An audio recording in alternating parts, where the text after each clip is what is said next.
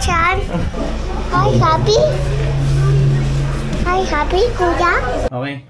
So, for today's video, sagutin natin yung tanong, kailan ba maganda mag-swimming?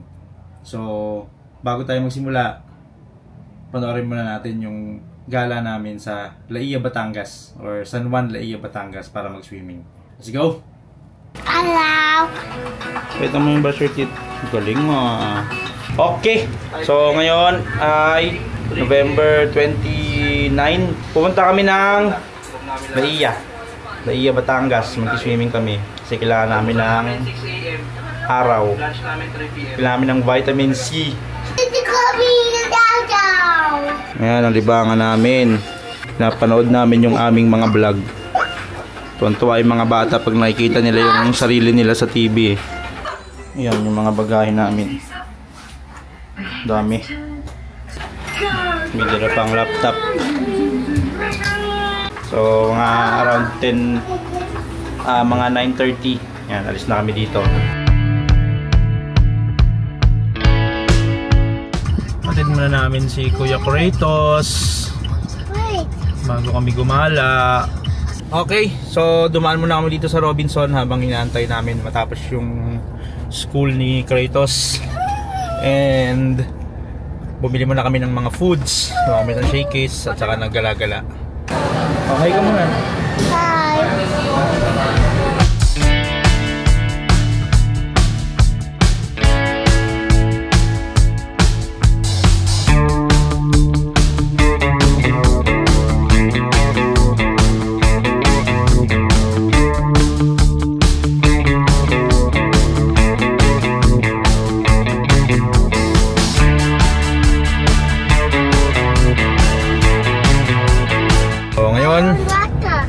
Pupunta na tayo sa Laia. Let's go!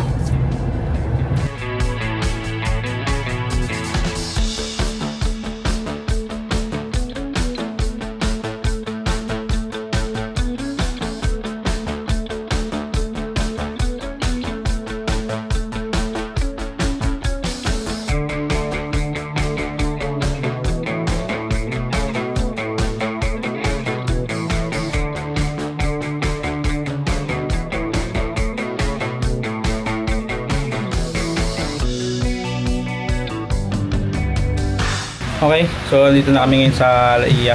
Kain muna kami kasi wala pa kaming mga lunch. And alas 2 na ng hapon. It's 2:30. So, yun, baon namin shakies.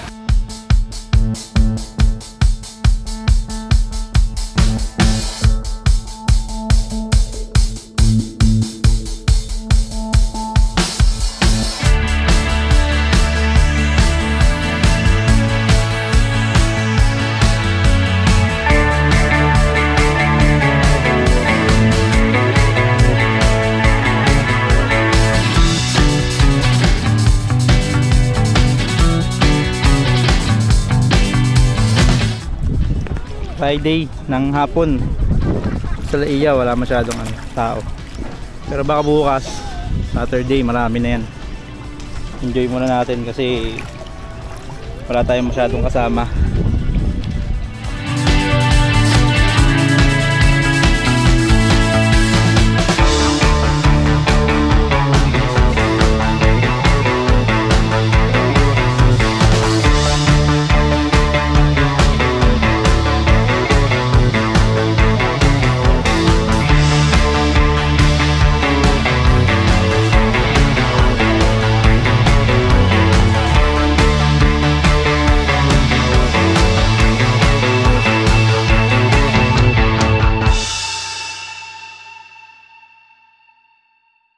Okay, so dinner time.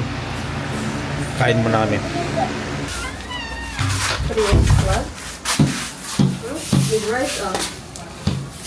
Chicken and Caesar salad.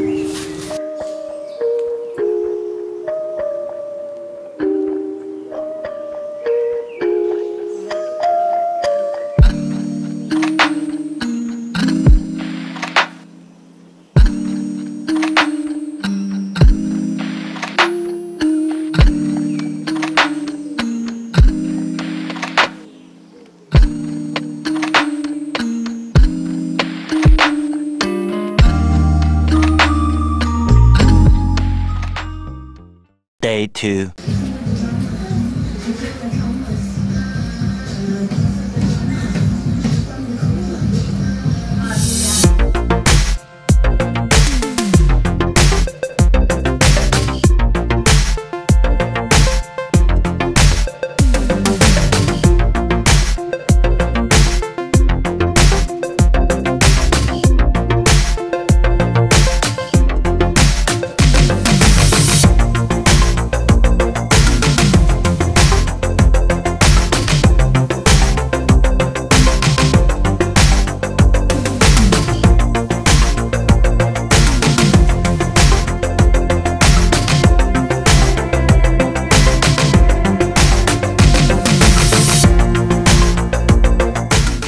Okay, so day 2 ng swimming sa Laia.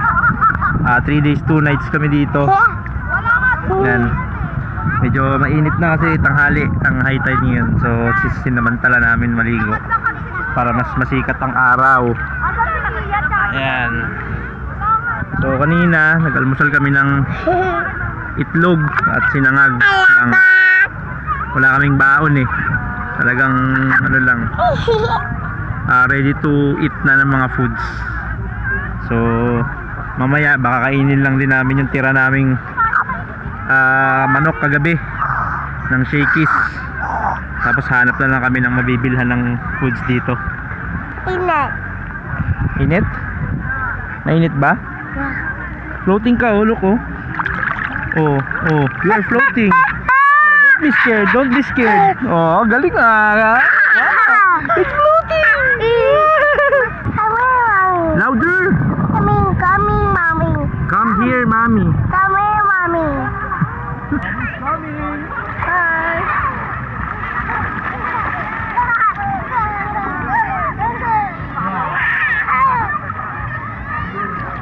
We're here at Laia dahil nag-request ang mga anak namin ng swimming.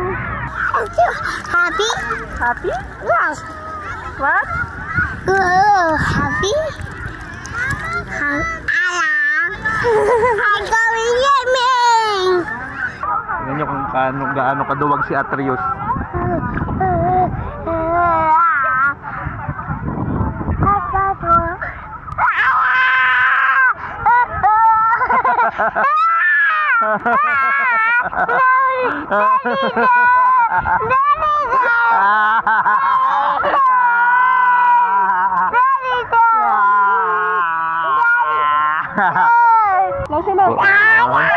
Close your mouth, close your mouth, close your mouth. 1, 2, close your mouth, close your mouth, go! Hilamos. Very good.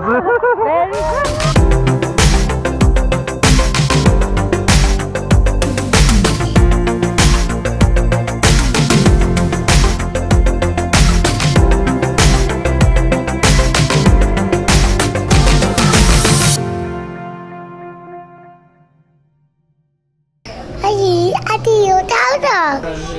Ai khi mình ở chán. Hi happy. Hi happy cô giáo. Hi happy. Hello. Chịu nhớ đâu đón con. You are swimming. Hi quack. Hello. Hello. Hello. Hello. Hello, quack. Iyan ang aming baby. Tulog na. Pagod.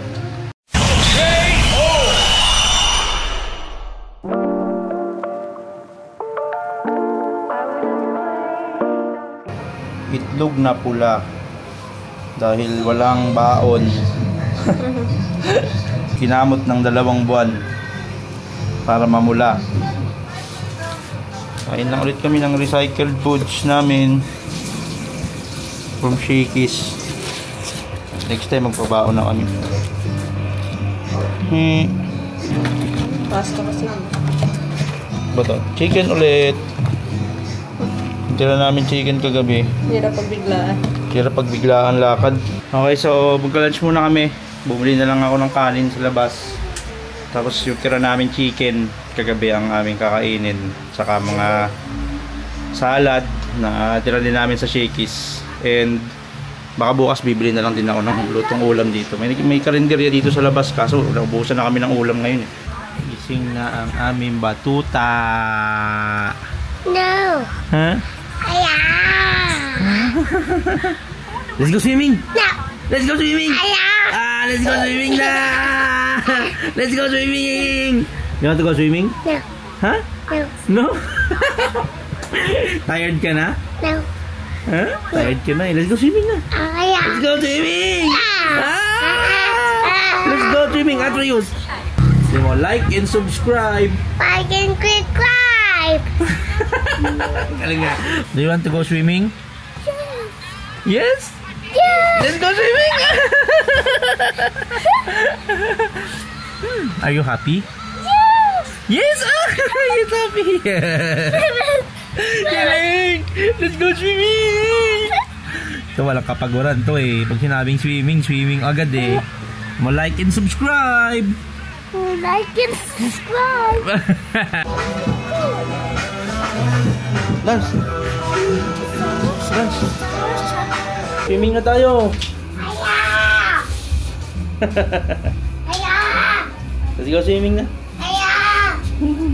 Kuya Kratos, do you want swimming? Yes. Yes! Atrios, do you want swimming? Aya. Huh? Aya. Day 3.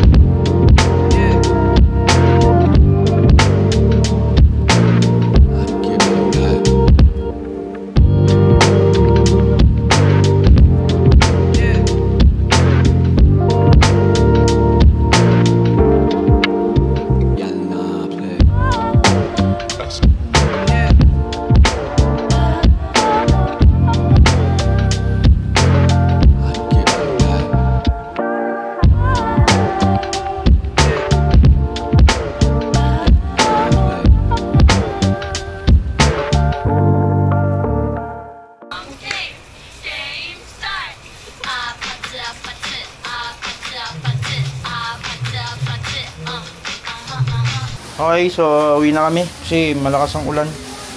Tapos may bagyo. And low tide pa. So, uwi na kami. Impake na kami. Say hi, vlog. Hi, Grandma.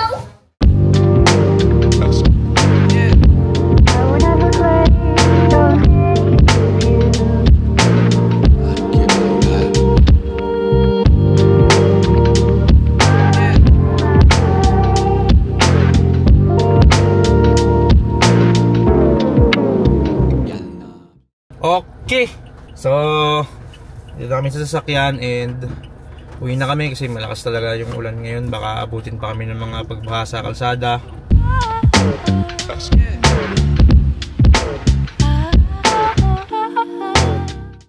Are you hungry? Yes, I sus, hungry na. What do you want to eat? Pancake. Huh? Pancake house. Pancake house?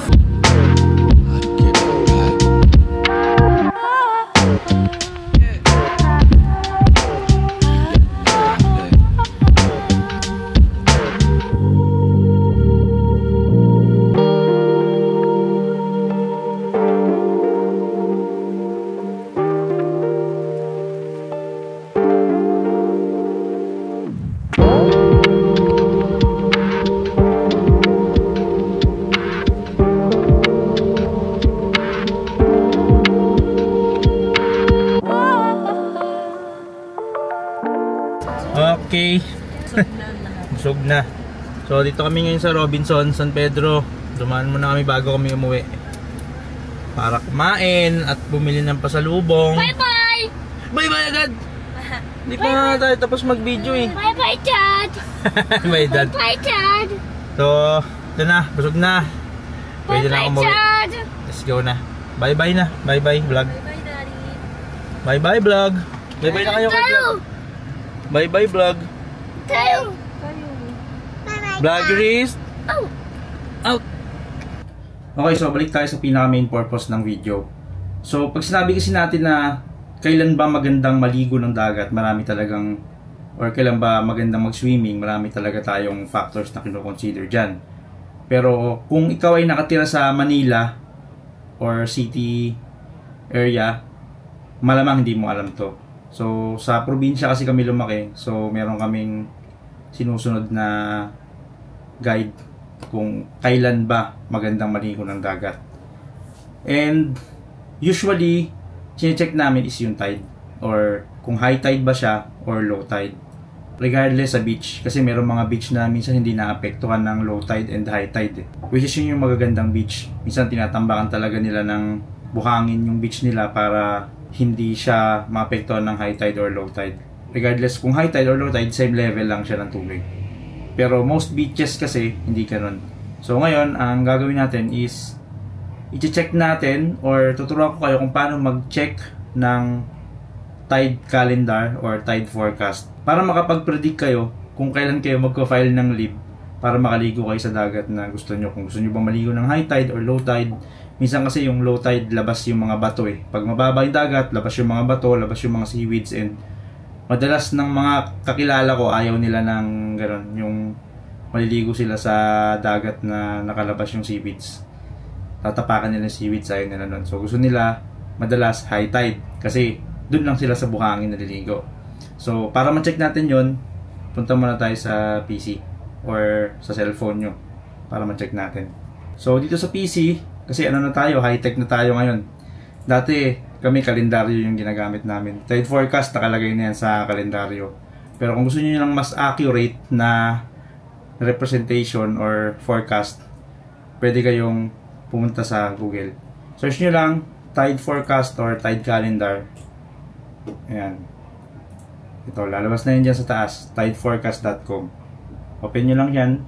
And tide times and tide chart for Manila.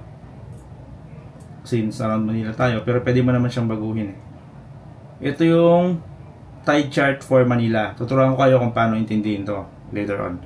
Pero for example, kagaya namin, nakaset kami ng swimming at a certain date and may lugar kami na pupuntahan talaga, specific area. So pwede nyo siyang i-check dito sa map sa baba.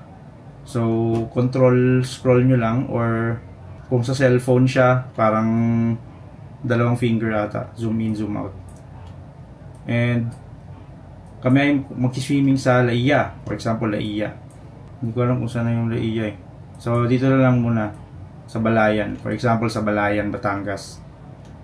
Kung gusto nyo i-check yung tide nya or yung high tide and low tides nya, click nyo tong parang relo na to or clock icon dito sa mismong mapa. Pag click nyo siya, ayan, dito na tayo sa tide times for Balayan. Ayan. So, kung kami ay nakaschedule ng swimming for December 16, kasi may plano kami swimming ng December 16, let's go to here sa calendar and click nyo lang tong yung mga expand icon na yan. So, ito. Dito makikita nyo ang high tide nya. Ito, yung area na yan. Ang high tide nya is gabi, 10:02 PM. Ang low tide is 6:05 AM. Diyan, malalaman nyo na siya kung low tide ba ng oras na punta nyo or high tide. So, mag-check nyo siya dito. Highest point is 1.68 meters or above sea level yan. So, low tide is negative 0.1 meters below sea level. So, medyo mababa siya sa umaga. Tapos sa gabi naman, medyo mataas, 1.68. Kung pupunta tayo dito sa ano tayo mag-zoom. Ito, Lobo, San Juan. Ito, San Juan. Dito kami nag-swimming noong nakaraan. Ito tayo sa Bignay. Ayan. Kung mapapansin nyo sa December 16, Monday, ito, medyo yung forecast niya medyo up and down. So, mababa siya ng 6 AM and highest point niya is by noon, 12:56 PM, 1.1 meters above sea level. Medyo mataas na yan. So, pwede tayong magligo doon ng 1 PM. Mataas ang dagat niyan. and bababa lang siya ng 1 meters around 1 meter above sea level mga 4 p.m. So optimal time niyan maligo, medyo mataas yung dagat, medyo malalim, is around 10 to 4 p.m. Yan masarap maligo ng dagat yan, puro buhangin ang matatapakan nyo dyan. Kasi sa Batangas bawal na maligo ng after 6 p.m. So yan, hapon sakto yan. And December 17, expand lang natin siya para makita natin. Same din, high tide ng hapon, and bababa siya ng around 1 meter above sea level by 4 p.m. Tapos midnight, mataas siya ulit. So ang highest point ngayon by December, so most of December is gabi. So ang pinakamaganda talaga niyan maligo, based sa experience ko kasi tumira ako sa dagat, sa tabi ng dagat, is around March to July kasi sobrang taas ng dagat nun. Tapos umaga.